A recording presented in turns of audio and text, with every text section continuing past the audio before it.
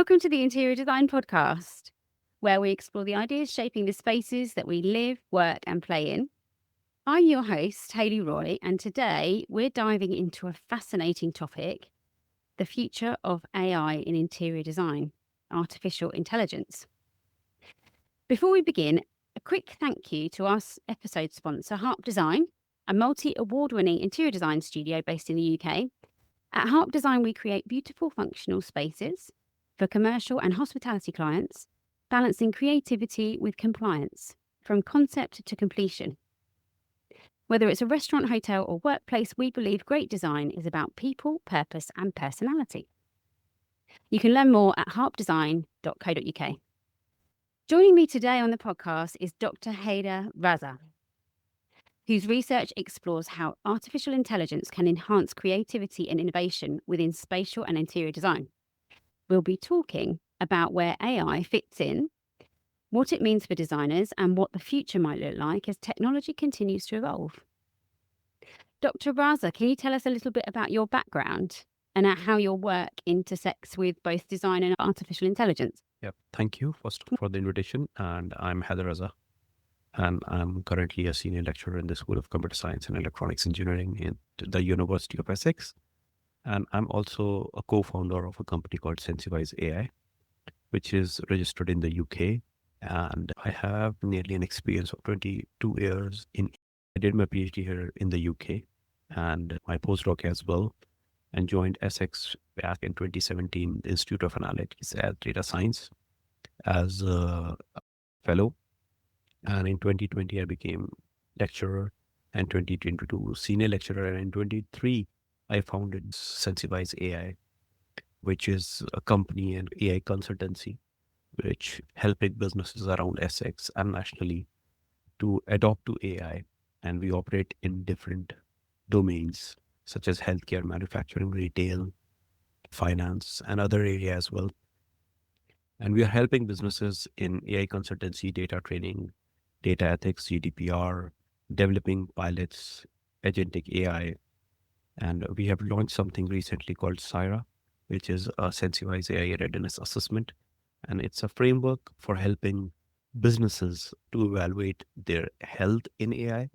So it's like, for example, you want to adopt to AI and you have no idea as a business where you're standing. So we assess each organization on 7 different pillars, and you come to our website and fill that form, and you'll get an instant score via email and on the screen as well, where you will get, I will assess your AI strategy and vision. We'll look after your data infrastructure, your AI infrastructure, your cultural readiness in AI. So there are several different pillars we assess, and we'll guide businesses that where you stand on AI pathway and what you need to do in terms of adopting AI. Hello, Harvey. Hello, good boy. So I love AI, and I went to your seminar recently, didn't I? And met a whole lot of people, and they were all talking about all different applications and what the future holds. So it absolutely fascinates me, and I've been talking to you just now, haven't I? I've been using a forum called Blaze, so it basically writes your social media for you, and it's not always correct, and you have to program it. Yeah. Tell it what to do, but actually it's really saving me a lot of time. So that's one of my most exciting things at the moment. What's the most exciting or promising uses of AI in and around the design space that you've seen? So AI playing a crucial role in design and in arts. You see tools such as DALL-E, Midjourney. They come from generative AI background, where you train these models to create artificial images, but based on your prompt, they can generate images, right? So that is quite fascinating. And nowadays you see people around the globe, they are using it for various purposes, for creating marketing content, for creating designs. And my brother, he's an architect, and when I talk to him, in his area as well, people are using to create new layouts. For example, an interior designer, let's say, right? They have a limited knowledge. They get it from their college, university, and from work. They meet different clients. But imagine you have an interior designer whose knowledge is, summarized from 10 or 100 different interior designers, right? So that's the power of AI, because AI have been trained on the knowledge which is present in this world. So it can create more bespoke solution. But the idea is you know how to talk to AI. That's the challenge. And that's area is prompt engineering, where people teach you how to write a query or how to write a command so AI can generate content for you. Right. So that what designers need to learn, I believe, that how to talk to AI, because AI is a kind of a bot which you would ask, it gives you. But if your query is not clear, it can produce anything. So Mm. in terms of a layman language, AI says, if you give me garbage, I'll give you garbage. Yeah. Right. So if I am not good enough to communicate what I want, AI can't generate what you want. So Mm. you have to be very specific Mm. to AI that what you want in return. Right. And that people need to learn. And it's a part of co-adaptability as well. Like, for example, day one, you can't learn that. But the more you use AI, the more people will adapt to it. Right. So for example, I have seen now grandmas and the people who are 70s, 80s, they are using ChatGPT. So if you install ChatGPT app on your mobile phone and you press a button, you can talk to ChatGPT, right? And people are talking about anything, right? And initially, when they start their conversation, they sometimes are not very clear in communicating. But as the day passes, what happens? They know that if I frame my query in such a way, ChatGPT will better. So it's co-adaptability that we are learning. Mm. AI learning us, and we are learning AI. Mm. So this My 10-year-old son can speak to Alexa better than I can exactly my daughter. because he's Like just grown up you with won't it. believe my daughter. She was one when she started saying some words, and from 1.5 years she started learn Alexa, because my elder daughter, she talked to Alexa, and in her own words she told to Alexa. Right. So it's quite fascinating. You see that, how people are adapting to it. She can handle iPad. She's just 3. She can handle iPad better than like few people, I can say. Right. She know, and she's quite fast. She play games, and it's amazing to see. It's so cool, isn't it? How the kids are adapting to it. Love it. Ah, sorry, I had to pause there That's because okay. there's a computer making lots of noise. I didn't know if you could hear that. Sorry about that. Right. So your recommended software would be Dahlia. Is it Means, yeah, Dahlia? it's Dale. Dali. Yeah, means Still haven't used. Still yeah, I haven't mean, tried that. it's a model. It's a vision model which create images for you. Mm. And you see now the tools which are available in the market. At the back end, they are using such any tools. Mm. Like the brain is that, but you can create an interface. So there are multiple models coming from every big company, like Google, Microsoft, Amazon. Are they all Is going back to ChatGPT? Is that how it works, or is it a similar? No, It's not. no. It's its own thing. They have their own infrastructure, Mm. their own architecture of the model. Some are good in something and some are good in other things. Right. So, yeah. So there are different models. So you need to decide what you are doing. Mm. See, I love ChatGPT, Yes, it is. and Because it's the point is that, still, if you see that narrative, people often say that, like, for example, if you want to search anything, you don't say, I'm going on search engine to search the thing. I say, Google it. Right. So although Google is just a platform to search, right? Same with, engaging with generative AI or LLMs. It's ChatGPT, because mm, they did marketing such a way that whoever thinks of generative AI, they think of ChatGPT first. of Right. course, yeah. Yeah. So It's very clever, exactly. very clever.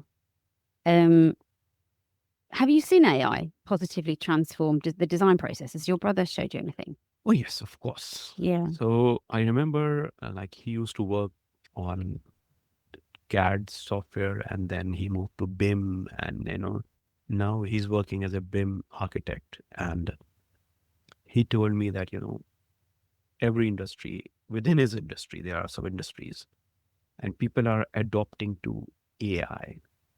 like to create to do tasks, which can be automated through AI. So yes, he said his industry is quite welcoming because they are creative people and they love to adopt to AI because what people can't do, sometimes AI can do for you. Right? As I've told earlier as well, that you have limited knowledge, but AI don't. Yeah. But you need the right skills to talk. Yeah. Right. I've started writing really detailed briefs since I've been using AI. So I've always written a brief, and I've always sort of used a CDM template. So I've always sort of asked specific questions or answered specific questions. So, but what I've done is I've got a project folder in ChatGPT where I've taught it how to write a brief, and I said, right, this is how to write a brief, and this is what's got to be in it. And what I do now is when I'm on the phone to the client, if it's an inquiry, I will then type while they're on the phone and just write down everything that they're saying. Or if I can record it on a Teams call, great. Yeah. I've got like a voice note. Yeah. I've got what's it called? I've been using this. I'm not sure if I'm like going to use it long term, but voice notes I'm using. And so I can record like our conversation here. I could just press record, but it doesn't actually record the voice. It records the it writes the transcript. So you don't have to tell someone that you're recording it, just because it's not actually a recording. So now we use Zoom, right, at the work, and there is an AI companion, right? So previously what used to happen, we have to take notes. Now it's quite easy that we don't have to take notes. As soon as the call starts, the AI companion will start listening to you. And at the end of the meeting, you will get an email that these are the amazing key actions. This is the summary. And so it's amazing. It's so good. Yeah. So ethical considerations. There's a lot of talk about AI bias and ownership. And I was at a conference last month in Miami. It was a women's leadership conference. And I got asked to speak on stage. It was amazing. It was such a good experience. But there was a lot of people talking about AI there.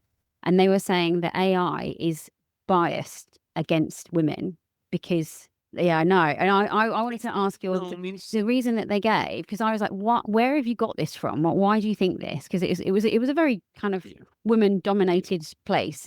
It was all women. And he said, sorry, the lady I spoke to about it, she said that because 75% of the people who are working in AI are men, it gives it a male opinion, Let me try to. What's your thoughts on that? I'll give you an example. Before ChatGPT, because everything like ChatGPT is based on natural language processes framework, and before ChatGPT, there was some embeddings and some packages available in Python where people use it to convert the text into numbers so machine can understand it. So there is a tool called NLTK, right? What, sorry? NLTK. NLTK. Yeah, natural language text processing tool, right? Right, yeah.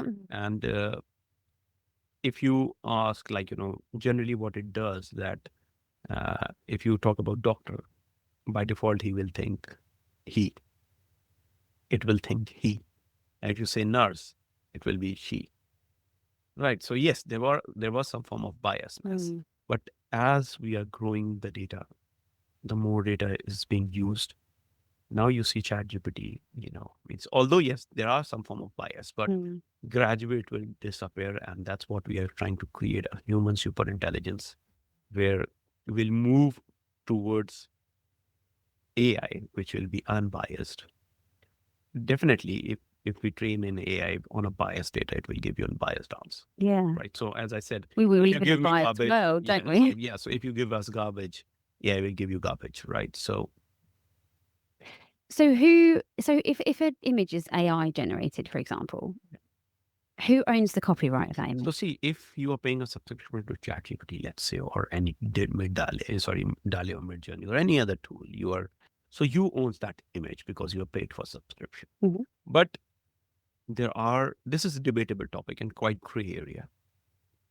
I would say if people are using an AI generated image, they must tell the source, disclose the source, that this is an AI generated image, right? So this is how you give a credit and you owns the image. Mm. right? It's like acknowledging someone that he or she helped me, Yeah. but I own this because I have paid for the subscription, Mm. right? So, like, for example, we own a piece of land, right? We have a form of registry which tells that this is my property, Mm. right? But although it's not our property, it's created by God, or even though it means by somebody, a superpower, right? So things like that, like, Yeah. so I think a disclaimer would be an ideal option. Sorry, I was loud. Yeah. No, no, no. That was me. So, I'm sorry. I kind of went like this, uh, but it was because my tummy was making a funny noise. so I think a disclaimer is a good idea where Yeah. you tell the source that this image is an AI generated image, Hmm. and you own the image because you paid for the subscription. Yeah. Yeah. I've been doing it with projects, and in some projects it's winning, and in some projects it's failing miserably. And actually, what I'm doing is I'm saying to the client, I'm just checking in with AI at this point, because what I'm doing is adding the brief into AI, Yeah. and then AI is then I'm using ChatGPT, and then that's coming up with an image. I did a wedding shop recently, and I came up with a whole load of images, and she loved them. Like, she really loved them. Then I did an office, and it was an absolute train crash. And I haven't sort of done it as this is my work. I've done this as I've just put the brief into and the concept board into AI to see what it would come up with. And actually, it's really interesting how it's getting better It all will the get better. I time. told you, means the days will pass, it will get more trained, right? So Mm. if you, let's say, let me give you an example. Like, for example, if I'm generating an AI image, I give that I need these type of pillars in my image, let's say. And if I say that, I need these type of pillars in my image, Hmm. AI generates those pillars. And I said inside each pillar, write this text. Hmm. Let's say in one of the pillar, it made a mistake. And if we tell to AI that correct it, it will struggle to correct because means there are some limitations which will overcome. So why these companies are releasing the new versions? Because they are facing the challenge, they're getting the feedback, and their engineers are trying to overcome these challenges to create Mm. a better solution.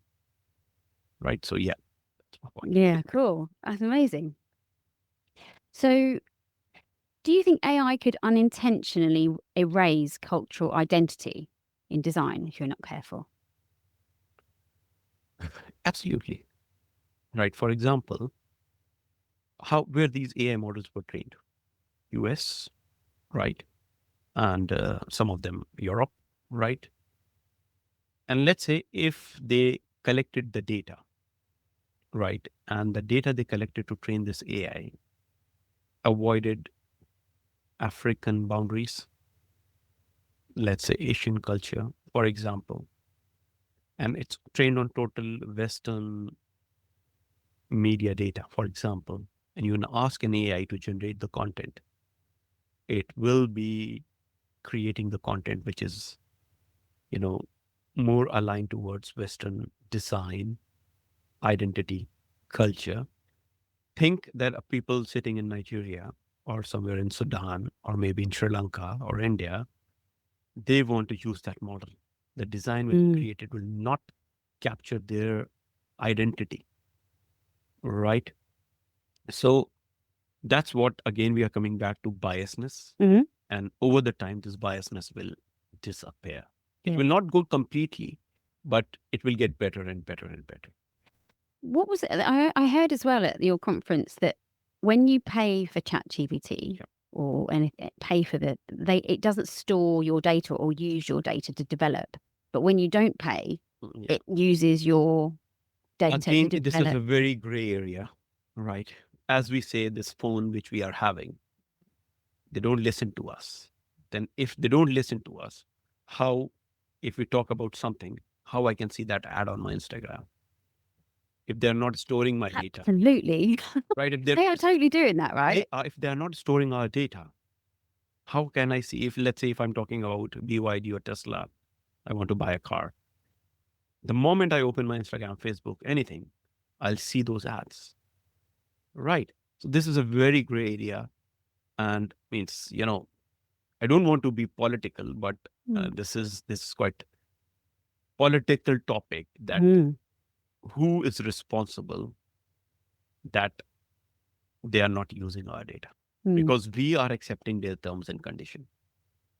And as soon as we tick that Nobody box, reads it, do they? exactly. So as soon as I tick box, Mm. gone. You are you are totally surrendering yourself in sharing your information. So the more apps you have in your phone, the more information you're sharing with other companies. And you never know whether they are using your data to train the models or not. You have private pictures, you have your kids' picture. You don't know, means sometimes you have your concepts, your designs. Mm. Everything's digital. Yeah. It's all accessible, isn't it? Yeah, so means Scary. you took a picture on the paper. You created a design on the paper. Mm. You said, okay, I may lose this paper. I take a picture. You took a picture. It gone to Apple Cloud or Google Cloud. Although they are not, it is not public, but it's gone on cloud. It's Yeah. made a So digital copy. can they use that for some other reason? Like You never you know. don't know, do you? Yeah. Yeah. Wow. So skill sets for the future. Yeah. What skills should interior designers start learning now to stay relevant in the age of AI? Yeah, that's a very nice question. I would say the universities, the educational institutions, the schools uh, need to think right, and especially the schools, because here in the UK, where what I can see, the schools are not getting serious about AI at all. I have seen schools from Middle East, from India, from Malaysia, from other countries. They adopted AI in their curriculum, and in the UK, it's not right. It's your choice if you want, but they should understand the fundamentals of AI. So if you are going to, for let's say you are going to do a bachelor's in interior designing or any design course, marketing design or something, if somebody is learning AI, they must learn as a mandatory course the fundamentals of AI. It should be like English Yes. and math. Yeah, because I can see after 10 years you can't live without AI. Mm. But if you don't understand the fundamentals of AI, you know, You're going to get left behind, aren't you? exactly. Yeah. And the point I want to make here is there should be some mandatory course. Apart from that, learning the fundamentals. What is AI? Let's say, what is AI? It's AI, if I talk very general term, if I want to put a definition, it's all about it's a science about creating a machine which can act and think like human. Mm. That's a more bookish definition, right? Yeah. And which covers everything. For example, robot. We are designing robots. They can. Why we are creating? Because we want them to act and think like human. Why we created ChatGPT? Because we want them to act and behave like human. We want an easier life. Right? That's what it is. It's all about Yeah. making life easier, isn't it? All the time. Why doctors are using AI assisted models to diagnose, let's say, cancer or radiographs they are using? Why they are doing so? Because they want a knowledge, a perfection, which human can't learn, but a machine can. So the task become easier. So that fundamentals need to be, you know, understood by the kids in the schools, in the universities, that, and what is the science behind it? It's a data which we generate is given to the system, to the machine to learn from that. Yeah. Right. And it's about prediction. It's about creating new content. It's about, generating arts. So what AI can do? AI can do everything. Right. But we need we need to embed this culture that you can't live without AI in next coming year. Absolutely. Yeah. I do think in terms of interior design, I'm using AI in InDesign. Mhm. And I've used a lot of programs like BIM software, and I find that BIM software is way too big for what I'm doing. Very big area. Like I don't need, if I can, I use AutoCAD, and all I need to do is draw it, and then I've got a visualizer who'll put it into a visual. And I, in my opinion, I think that job is going to be the first to go from humans to AI is the 3D visualization. Exactly. But the actual high level kind of interior design, which is the bit that I love, and it is is the bit that AI can't do. It's not got the emotional side. It's not got the, you can't walk into a space and feel what needs to happen. So I think that intuitiveness and the emotional side of it, Gradually, it will, interior designers are needed for that. yes, gradually it will come, I would say, Hmm. because the more data will be available. What is the emotions? Emotions is what human feel, right? We are trying to create machines which can understand emotions as well, right? When I was doing my PhD, there was a fellow PhD student who was trying to recognize the emotions through brain signals, right? So it's not that people are not working; people are working, and gradually we will come over there. So means I don't want to you know disclose, but there is one client for whom we are working on, like there are CCTV cameras, right? And they want to, it's that's their requirement. They want to understand the emotions of the people who are entering the store or a mall, Wow. so they can use it for marketing, for Well, sales, yeah. And then right? if you know somebody is 50% of people who walk in are really upset, or it's probably a really general word, upset, but like anxious, Yeah. then you So could maybe put something in place to and make it, them feel more yeah, comfortable. Yeah, and it yeah. involve multiple steps. If I talk about tech, we need to identify a person over there, which is we done through some object detection models. Then we crop their faces, and we train models on emotions, and we can basically we can identify that who's happy, who's sad, who seems stressed, who means these type of things. Mm. So this is what we But are doing. I think I've sort of picked that up from you when I've Yeah. spoken to you before. But in terms of, for me, I like having learned a lot from you and from other people in AI, is that I feel quite comfortable in the fact that my job's going to still be there, because actually it's the bits that I don't really like doing that AI is picking up, and it's the creative side of it, because AI can't be, it can't be as creative as a human, can it? Because it copies everything. So Exactly. everything that it does is a copy Yeah. of something else. Let me give you one more example. What we have recently did is, like, as I told you, Sensiwise AI do agents. We create AI agents as well. Mhm. So recently, one of the Colchester-based local person, he do a lot of electrician work related to, like, related to electric and other fittings, these type of things. And he said, Heather, I have a challenge. I said, what? He said, I work 9 to 3 on site, and I have to spend after 3, sometimes to 6 to 7 to answer my emails, to schedule appointments, to arrange my diary, to respond to texts. Can you help me? I said, yes, I can.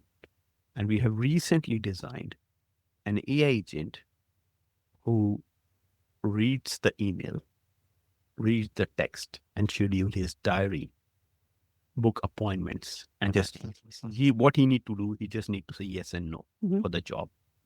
And so he said, you won't believe the thing which means he used to do in 3-4 hours can be done in 10 minutes. That's brilliant. I've been using an email bot called Fixer. Yeah. There are many. And I feel like I want to stop using it for a little while just to find out if I actually miss it, because I'm not sure if it's working that well. So see, that's what I'm trying to say. There are multiple ways, like, there are multiple products in the market. Hmm. Some are good in something, some are good in other thing. So having a bespoke solution according to my need or your need is an important point. Mm. Because if a client come to us and say, we need this thing, although I was using, let's say somebody's using Zapier Mm. to means read the emails, right? He said, Zapier is doing good, he's reading my email, but what about, sending or booking the appointments, and, can you do this? So we have to build another thing. So it's all about how we pull everything together to create a customized solution. Yeah, definitely. That's an art, Yeah.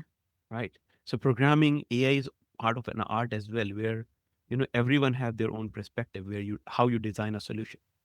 And once the solution you created is helping someone feel comfortable, and they feel very, very, like, grateful to us sometime that, you know, you have done something great for us.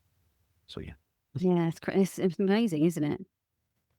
So in terms of skill sets for the future for interior designers, I mean, I think it's just kind of keeping up with it, really. I mean, I think that the way that I'm making sure that I don't get left behind is I keep putting design packs into AI and just going, what are you going to do with that?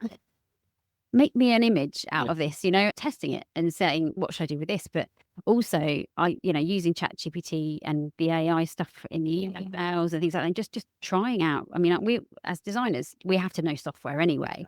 So, it's just making sure that you stay up to date with the software and you use it. It makes things sound amazing, and get it to check you. This is my favorite one. When you've done a design pack or you've done a set of drawings, upload them all, ask AI to check it, and they check it and they tell you where all the spelling mistakes are. Because InDesign is not very good at checking spelling. What we have done, like, sometimes, let's say you created a web page for your product, right?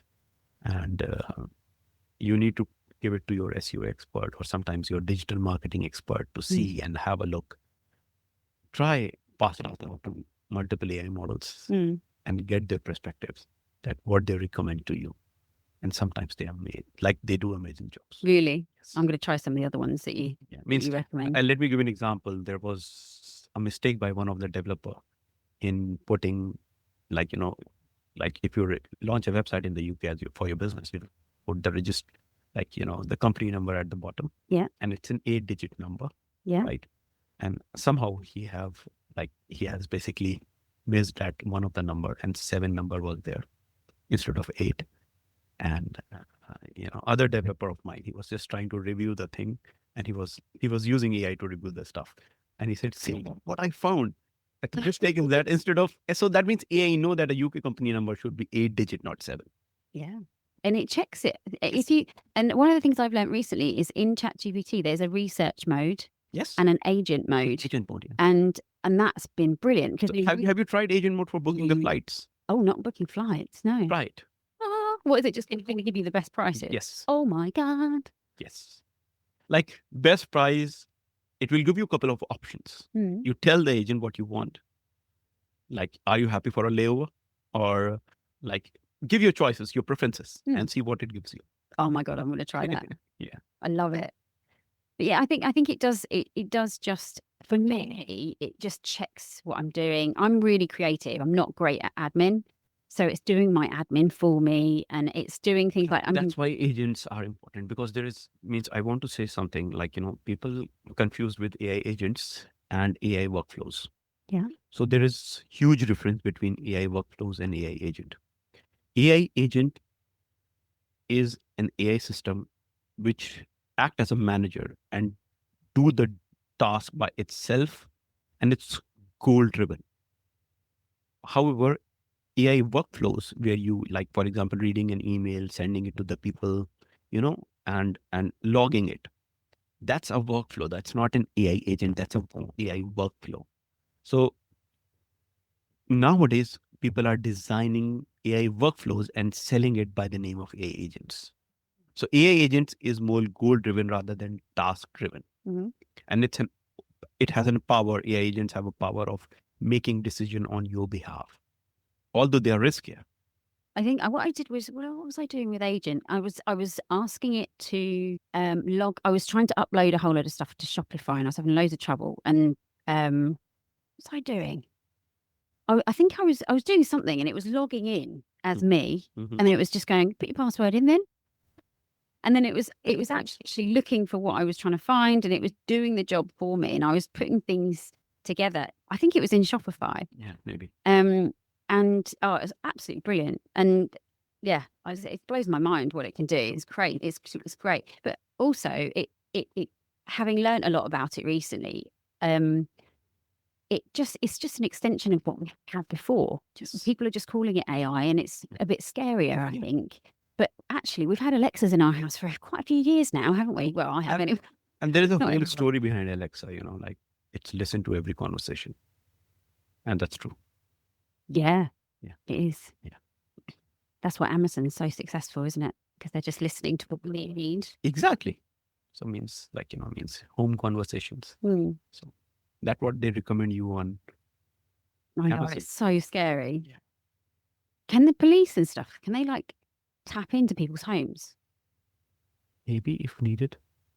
You would be able to, wouldn't you? Like technically, if you had the, Hey, if you had, how about, if you like, had for Amazon on your, example, let's say, like, for example, there are Alexas, there are mobile devices. So you need a power to listen to them. Hmm. But if they need, I think they can do. Oh. But they need support from the service provider to do the job. Yeah. So if the police had a suspicion that something was going down in a Yeah. somewhere, Yeah. they'd be able to tap into phones and Definitely. that's amazing, isn't it? Like, is it good? I'm not doing anything wrong, so it's fine. But Yeah. if I was doing something Just quite wrong, about stopping the crime. yeah, it's really good. So where do you think that AI currently falls short in the creative process?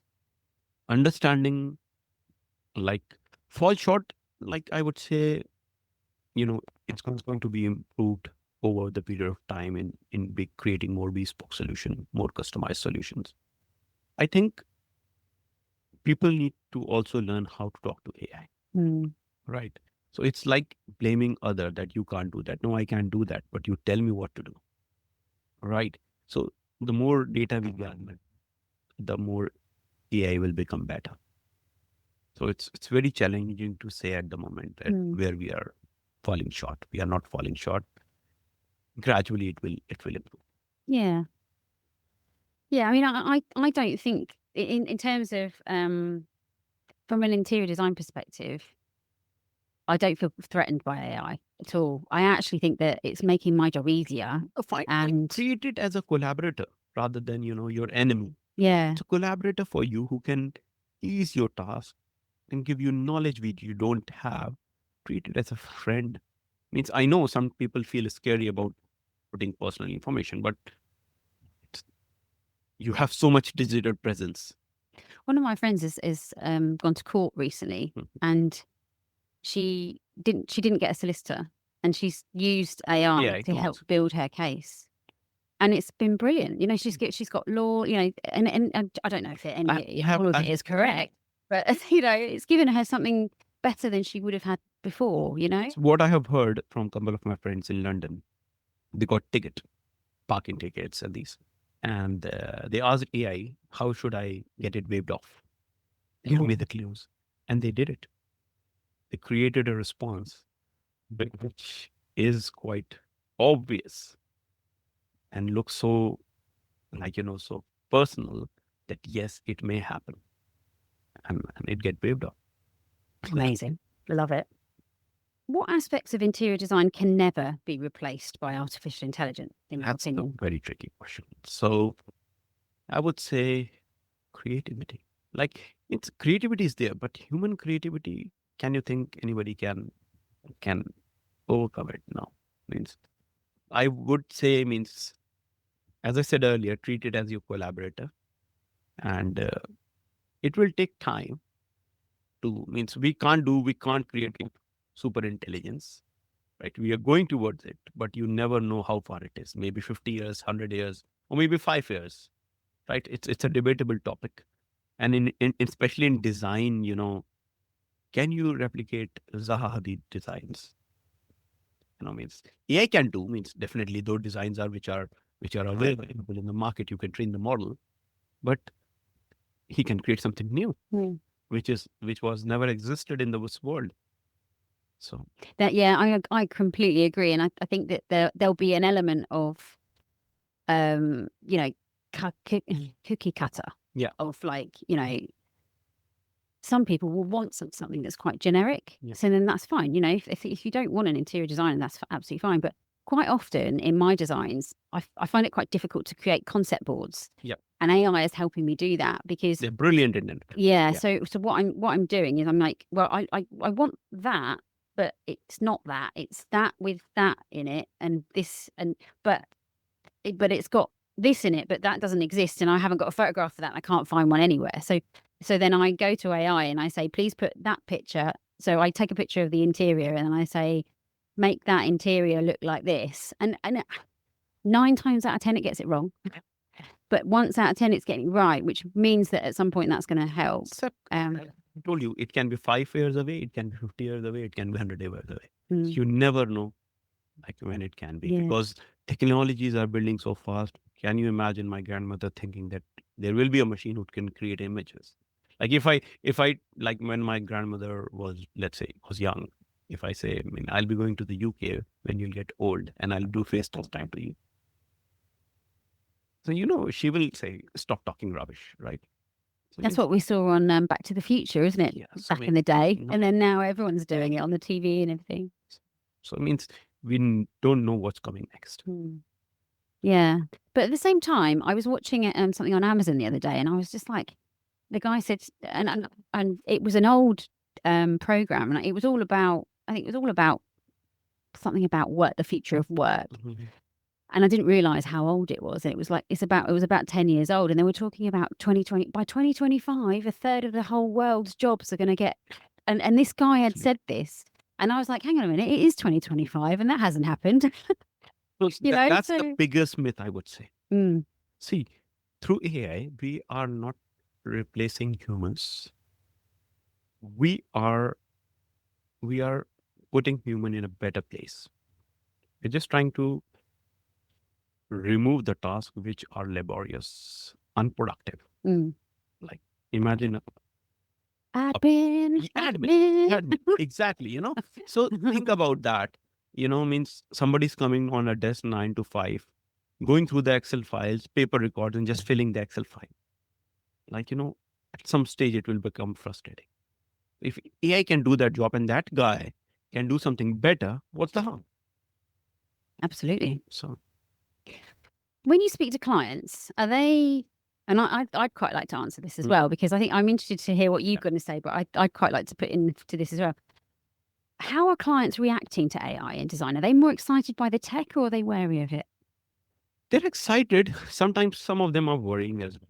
Like some of them worried, right? In terms of, so the thing here is very expensive, and it is not. If you design the solution right, it can't be, means don't think it's very expensive, right? I have seen, like, if let's say you have a problem in your car, you take it to the garage, you get thousands of pounds of bill, right?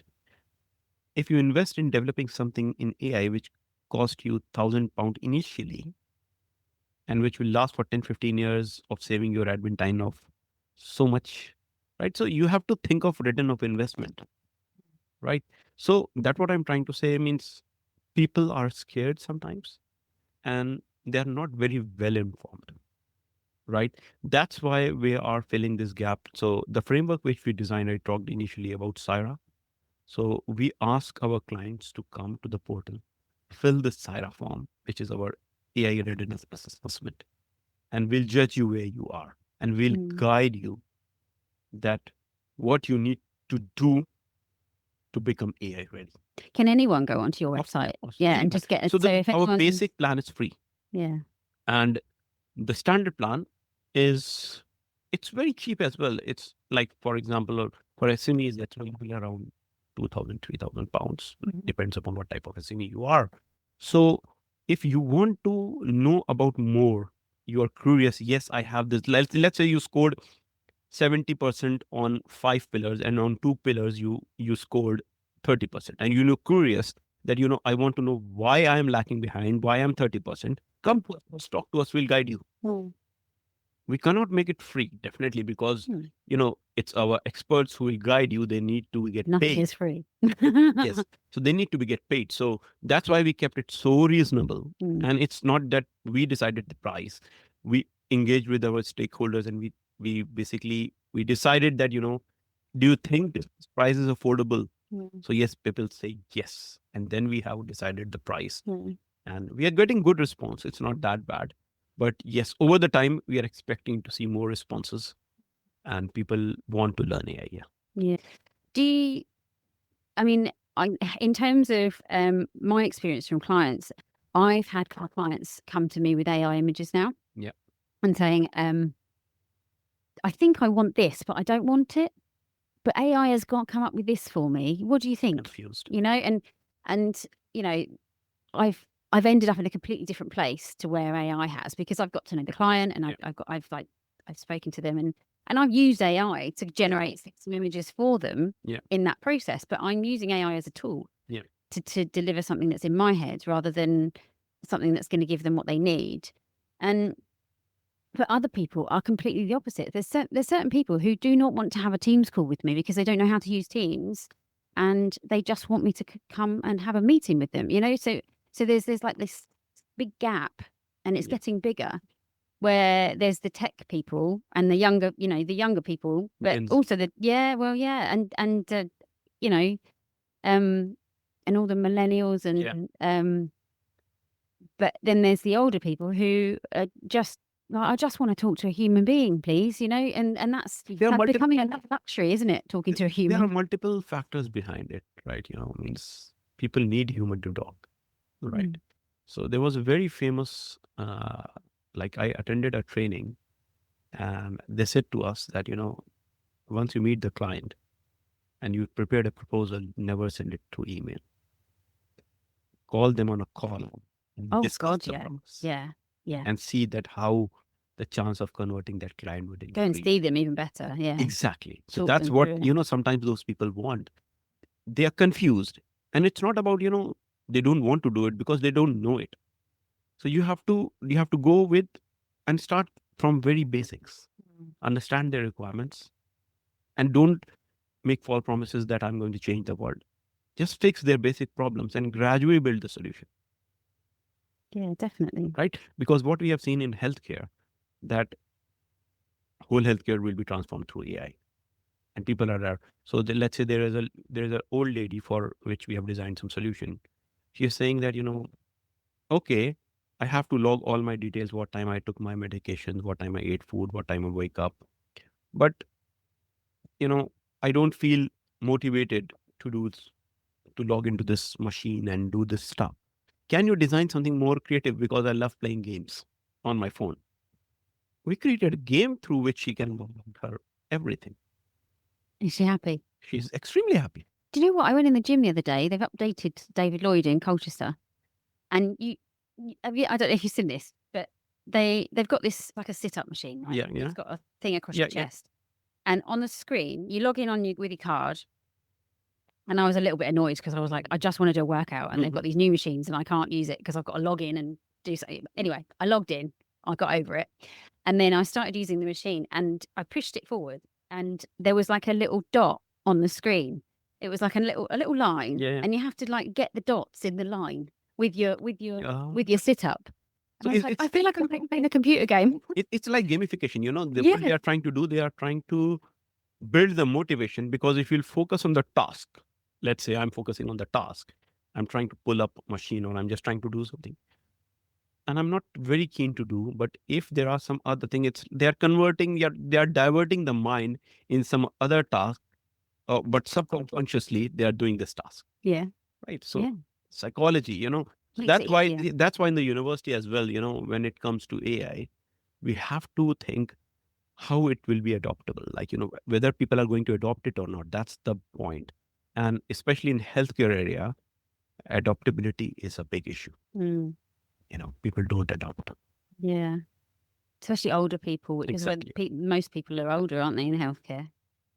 So looking ahead, where do you see all this AI in 5 years, 10 years time? So now the era which I can see next 5 years will be about agentic AI. Agentic AI. Agentic AI. So the AI agents. Oh, agents, yeah. Yeah. So the science, so they have named is agentic AI, right? Why? Because they don't want to use agents as a noun. They convert it into agentic. Agentic. Yeah, which is more, so that's why it's so next 5 years I can see people will try to automate the stuff, right? Because AI tools are there. It's all about now automation and creating new agents. So as I told you previously, there is a difference between workflow automation, AI workflow automation, and agentic AI. So agentic AI is a manager who will take the decision by its own. So for example, I'll give you a very nice example. For example, you want to do a podcast. Yeah. You said to your app, let's say, or AI agent, I want to do a podcast on AI. Mhm. So what it will do, it will go to your LinkedIn, find AI experts, or maybe in the network around you, suggest few speakers to you, reach out to them, book an appointment, write a script for you. Once you are done with podcast, they will edit and they will edit video and audio. Thank God. Please, can you That's make the editor? that's an Please make the agentic AI. editor someone. That's an agentic AI because it Mm. is making decision on your behalf. Yeah. But what is workflow automation? Is you decide who will be the speaker, Mhm. what will be the script. Although you're creating an AI to create that script, but you are writing the prompt. Right. But in agentic AI, the prompt will be written by an AI, Ooh. right? So the decision will be done by an AI. So it's more goal driven rather than task driven. Yeah. So it's lots of yeah. You've got the whole Autonomy, the whole goal. autonomous Yeah. system. So it has more autonomy in it. Ooh. Oh, So exciting. that's what I can see the future of AI in next 5-10 years. Yeah. Yeah, I mean, even sort of editing the podcast. I mean, I'm not a media person. Obviously, I am now, Yeah. but I didn't. You know, when I first started 2 years ago, I didn't know how to use a lot of things, and when I started doing video, I was really surprised at how much AI was in the software, and it's really, it makes it a lot easier than I it could be. It's still a pain. Yeah. But no, it's not a pain. I love doing the podcast, but yeah, editing is It's a big it would task. be lovely. Yeah. Please, can you move There are that tools. first? There are tools. So we've talked a lot about kind of the traditional role of the designer and like how do you think it's going to change that much? Yes. Yeah. It will change. How? Learning, as I told you, the initiative should start from the schools, then universities, then educational institutions, Mhm. workplaces. They must spend or invest in the time of upskilling their staff, Mm. right? And I would say at least 4 hours a week, we should allow our staff to upskill themselves. Mm. Because it's not about you are investing in a staff and they will upskill and they will go. It's about if they get trained well, they will save a lot of hours Yeah. and productivity will increase, the cost will go down. So it's about investing in your business, Mm. right? So upskilling of the people is very much important. Mhm. And I think every design organization should do that.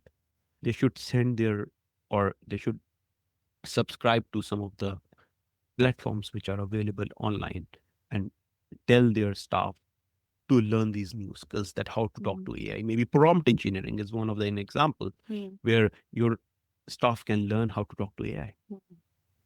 So Do you have? Where would you go for that? generally there are Coursera, Udemy, and there are different platforms online where you can go. But there are a couple of good people also. If you search on YouTube, they are providing these courses, Mhm. right? And there you attend their online classes, which will be more personalized because sometimes people will feel bored listening to someone doing it. But if somebody will teaching you online, Yeah. sorry. Right. There's some really good Super Prof I was using, and I was trying to learn how to use Vectorworks. And I learned how to use Vectorworks, and I decided I didn't like it. I found a guy, and he was in Ukraine. I can't remember where he was. He was somewhere in the world, and then he was somewhere else. He'd gone traveling, but he was still doing his job. He taught me a load of stuff about that, and it was like £40 an hour on Zoom. But so what excites you? I mean, you are all about AI. That's your job. What do you get excited about for the future? First of all, I love learning. Every day I learn something new. Future is about making decisions better. And it's not only decisions better, making decision informed. So what my research focuses on, we are using AI to make decisions. Can we explain those decisions? So for example, we developed an app, let's say a technology through which we can detect the skin cancer, let's say. And if we explain that decision to a consultant and to the client who took that subscription to take the test, that's make life easy because that can increase the trust in adopting to the AI system that I'm looking this part of the skin. This pinkness of the lesion is above this threshold, and it's often changing its shape. So, you are explaining your decision. Mm. And that's where I'm fascinating. I'm excited about it, that putting those abilities in any AI system. And it's not only in vision, it's about in languages. And that's where I feel I have to make contribution. And it's not me only. There are a lot of people who are working around the globe. If it can improve the healthcare and make it less expensive to do because there's less people involved, then Imagine a consultant is coming and looking at the radiograph. And that radiograph, let's say that consultant took 20 minutes to diagnose something, for example. But that image you fed to an AI, and AI make a decision in 2 minutes or maybe in 20 seconds and give you an explanation as well. I'm saying it's cancerous image because of this reason. yeah, it's Instead of seeing quicker. one patient a day, instead of seeing 8 patients a day, they can see 50 patients a day. Yeah. Yeah, which will absolutely make everyone's life better. So won't it? what Amazing. we are struggling in NHS is the waiting time in every department that can be reduced. Yeah. If you could give one piece of advice to designers who are nervous about AI, what would it be? Don't shy. Don't be shy. Don't be shy. Yeah. Just jump and enjoy, learn every day. Yeah. Start from basics of AI, then prompt engineering. Learn different tools, because in coming days you can't survive without tools. Yeah. That's my advice. So last thing, quick fire round. AI or intuition? AI. Favorite AI tool right now? Favorite AI tool? Napkin.ai, Gamma. Gamma. Paper sketching or digital render? Both sometimes. Mm. Yeah. It depends upon what you are trying to do. Yes, agreed. What's one word that you would describe the future of design? Future of design. Like bringing emotions in design. And like, it's not like emotions and tradition, like people need more personalized designs. Oh, that's so what I'm all about. Right. So hopefully in the future we'll see those things. Design. Yeah, I mean, I think some of the trends are all about that. The trends over the last couple of years have been all about it's all about you. And trying to dig deep into what your brand is. Like if you're working with a business for an interior design, you've really got to dig deep into what they're all about. What message are they trying to convey? And if they don't know what that is, help them find out what that is. Exactly. What their why is. People are investing a lot of money in creating brands. Right? Like, let's say you establish your brand, that means you have done half of the job. Well, everything else just falls into place after that, doesn't it? That happened with ChatGPT, as I told earlier. Yeah. Means they are the first one, and they created such a brand. Yeah, and it's so simple. Yeah. Do you know what? It's really funny. On my Google, I log into certain things all the time, like my quoting program and my accounts program, and it all comes up in little boxes underneath. They do everything except ChatGPT. It's really funny. And I wonder why. Dr. Raza, thank you so much for joining us and sharing your insights on this exciting topic. And thank you for Harp Design, our sponsor, transforming commercial spaces with creativity, sustainability, and heart. If you enjoyed today's episode, follow the Interior Design Podcast on your favourite platform and find out more design inspiration at harpdesign.co.uk.